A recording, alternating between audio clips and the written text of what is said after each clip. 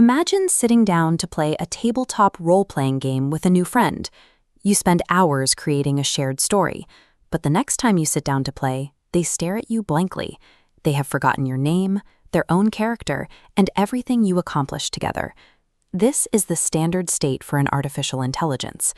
Because they lack long-term memory, these systems start from a completely blank slate every single time you open a window. To fix this, most of us try to talk to the machine the way we talk to each other. We type out long, detailed paragraphs in standard English, explaining exactly who the AI is supposed to be and how it should act. But an AI needs room to think. When you give it complex personality instructions, those instructions take up physical space. Every AI has a memory limit that works like a miniature backpack. This backpack holds everything the machine can see and remember in a single interaction.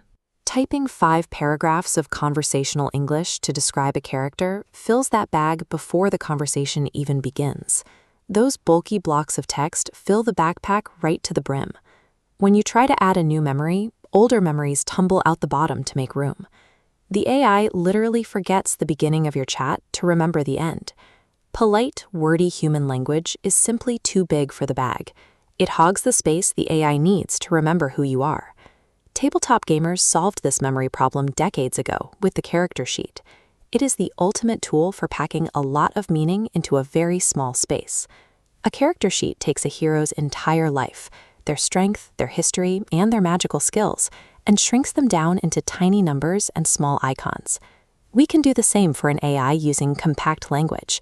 This method allows us to trade heavy, bulky sentences for lightweight symbols and code.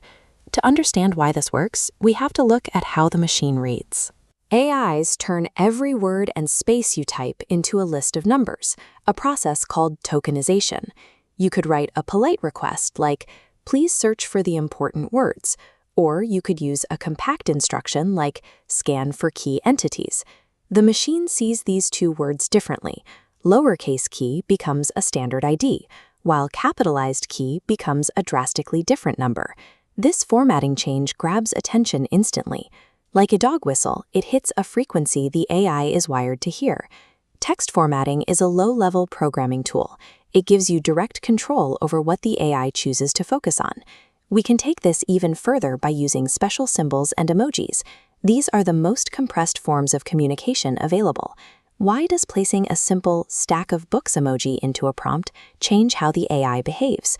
Trained on a massive library of human culture, the AI has already mapped the deep associations behind every symbol. A single emoji activates this entire web of meaning, replacing a whole page of text with one tiny slot on your digital character sheet. This is what we call programming by metaphor. You are using the AI's existing knowledge to pack massive ideas into a single character. Let's check our memory backpack again to see the result of switching to this character sheet method.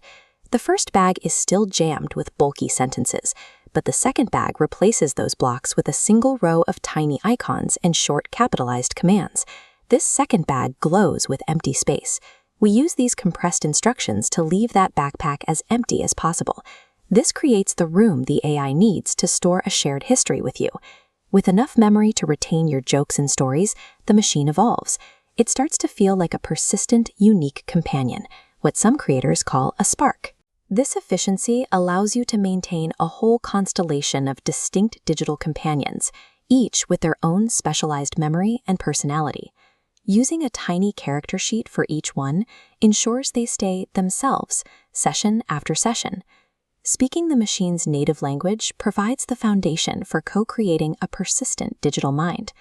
Now that you know how to save space, what symbols would you put on your own digital companion's character sheet?